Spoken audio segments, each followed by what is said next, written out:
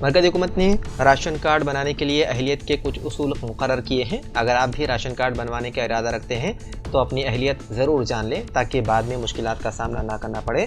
اگر کسی شخص کے پاس 100 مربع میٹر سے زیادہ زمین یا پلاٹ ہو تو وہ راشن کارڈ کے لیے درخواست نہیں دے سکتے۔ جس شخص کے پاس 4 ویلر گاڑی ہو اسے راشن کارڈ کے لیے نااہل قرار دیا جائے گا۔ اگر آپ کے گھر میں ریفریجریٹر یا ایئر کنڈیشن موجود ہے تو راشن کارڈ نہیں بنایا جائے گا۔ اگر کسی خاندان میں کوئی سرکاری ملازمت کر رہا ہو تو اس خاندان کو اس اسکیم کا فائدہ نہیں ملے گا۔ اگر ان سب باتوں کے باوجود بھی آپ کے پاس راشن کارڈ ہے تو اسے سرنڈر کر دیں ورنہ قانونی کارروائی کا سامنا کرنا پڑ سکتا ہے۔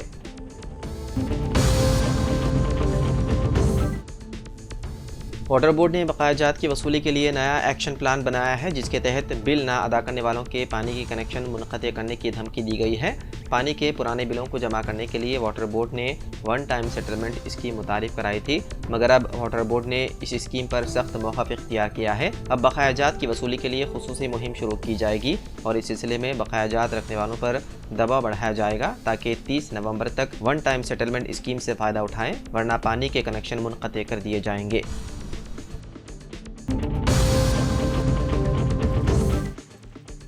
پیر کی رات ہنومان مندر میں مورتیوں کی مبینہ توڑ پھوڑ کے خلاف شمس آباد میں مکمل بند منایا گیا۔ مقامی ہندو تنظیموں نے چہارشنبے کو شمس آباد بند کی کال دی تھی۔ بند کی کال کے جواب میں کاروباری ادارے، اسکول اور کالجز بند رہے۔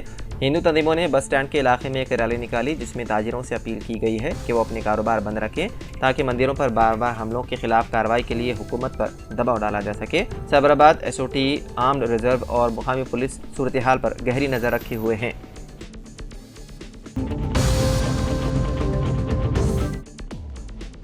ڈونلڈ ٹرمپ دوسری مرتبہ امریکہ کے صدر منتخب، کملا ہیرس کو شکست کا سامنا۔ امریکی صدر کے انتخاب کے لیے تمام ریاستوں میں ہونے والے انتخابات کے نتائج کے مطابق ڈونلڈ ٹرمپ نے انتخابی میدان میں بازی مار لی۔ امریکی ریپبلکن پارٹی کے صدارتی امیدوار ٹرمپ اہم ریاستوں میں برتری حاصل کرنے کے بعد فلوریڈا کے ویسٹ پام بیچ میں اپنے حامیوں سے خطاب کیا۔ امریکہ کے صدارتی انتخابات میں کامیابی کے بعد خطاب کرتے ہوئے ٹرمپ نے کہا کہ ہم نے تاریخ رقم کر دی ہے، امریکہ اب نئی بلندیوں پر پہنچے گا۔ انہوں نے مزید کہا کہ ملک کے تمام معاملات اب ٹھیک کر دیے جائیں گے۔ وہیں دوسری طرف ہندوستان کے وزیر اعظم نریندر مودی نے ڈونلڈ ٹرمپ کی جیت پر ان کو مبارکباد کی پیش۔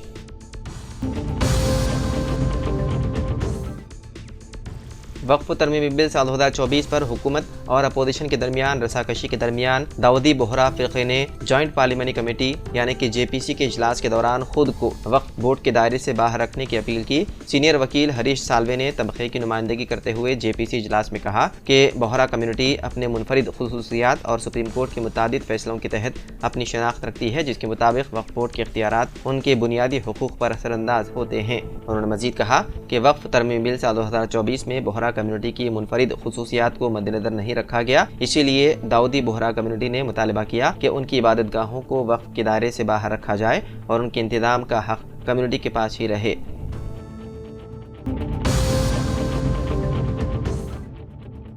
منگل کی رات رنگاریڈی ضلع کے نندی گاما میں کامسن ہائیجن انڈسٹری میں آتش زدگی کا واقعہ پیش آیا۔ اطلاعات کے مطابق یہ آگ شارٹ سرکٹ کے باعث لگی۔ آگ ایک نئی عمارت شدہ شیڈ سے شروع ہوئی اور تیزی سے پھیل گئی اور پوری عمارت کو اپنی لپیٹ میں لے لیا۔ اس دوران املاک کو کافی نقصان پہنچا۔ عینی شاہدین نے بتایا کہ آگ کافی شدید تھی جس کے شعلے دور سے دکھائی دے رہے تھے۔ مقامی رہائشیوں کے مطابق آتش زدگی کے واقعے کے بعد کسی جانی نقصان کی اطلاع نہیں ہے کیونکہ ملازمین نے وقت پر احاطے کو خالی کرا لیا۔ فائر بریگیڈ کی 5 گاڑیوں کو جائے وقوع پر تعینات کیا گیا۔ انہوں نے آگ پر قابو پانے اور اسے قریبی صنعتوں میں پھیلنے سے روکنے کے لیے رات بھر کام کیا۔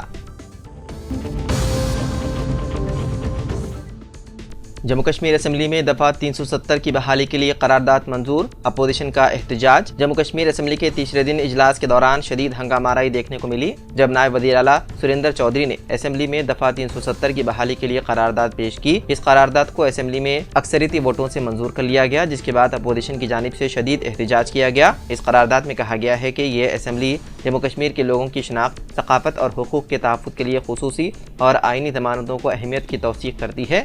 اس میں یہ بھی کہا گیا ہے کہ حکومت مرکزی حکومت سے درخواست کرے کہ وہ جموں کشمیر کے منتخب نمائندوں کے ساتھ بات چیت کرے تاکہ ریاست کی خصوصی حیثیت اور آئینی ضمانتوں کی بحالی کے لیے آئینی طریقہ کار پر عمل کیا جا سکے۔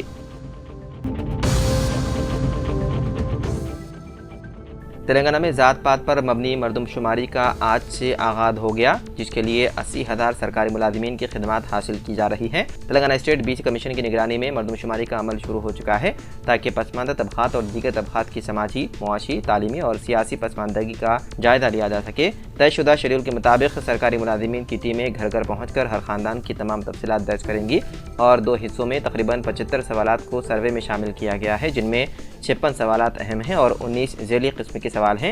کانگریس قائد راہل گاندھی نے اسمبلی انتخابات کے موقع پر وعدہ کیا تھا کہ پارٹی برسر اقتدار آتے ہی ذات پات پر مبنی مردم شماری کرائی جائے گی اور آبادی کے اعتبار سے سرکاری اسکیمات میں حصہ داری رہے گی۔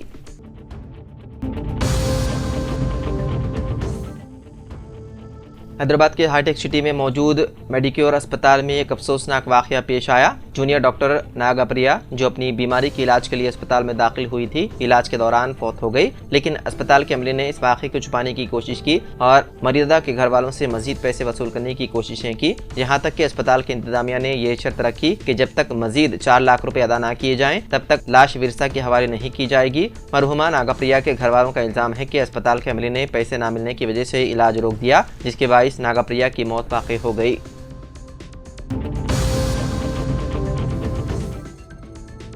حیدرآباد میٹرو ریل پروجیکٹ کے managing director N V S ready نے کہا کہ میٹرو ٹرین میں نئے کوچز متعارف کرنے میں دشواریاں ہیں۔ انہوں نے کہا کہ ناگپور میٹرو کوچ کو کرائے کے اساس پر جلد ہی حاصل کیا جائے گا۔ انہوں نے کہا کہ سابق میں میٹرو ریل کو نقصانات کی کئی وجوہات ہیں۔ انہوں نے مزید کہا کہ گزشتہ 8 برسوں میں نئی میٹرو ٹرینوں کے عدم آغاز کے نتیجے میں حیدرآباد میٹرو ملک میں 9ویں مقام پر پہنچ چکی ہے۔ انہوں نے کہا کہ دوسرے مرحلے کے کاموں کی تکمیل کے بعد حیدرآباد میٹرو ملک میں دوسرے نمبر پر پہنچ جائے گی۔ چندران گٹا کو اہم جنکشن میں تبدیل کیا جائے گا۔ وزیر اعلیٰ ریونت ریڈی میٹرو ریل کے دوسرے مرحلے پر خصوصی توجہ مرکوز کر چکے ہیں۔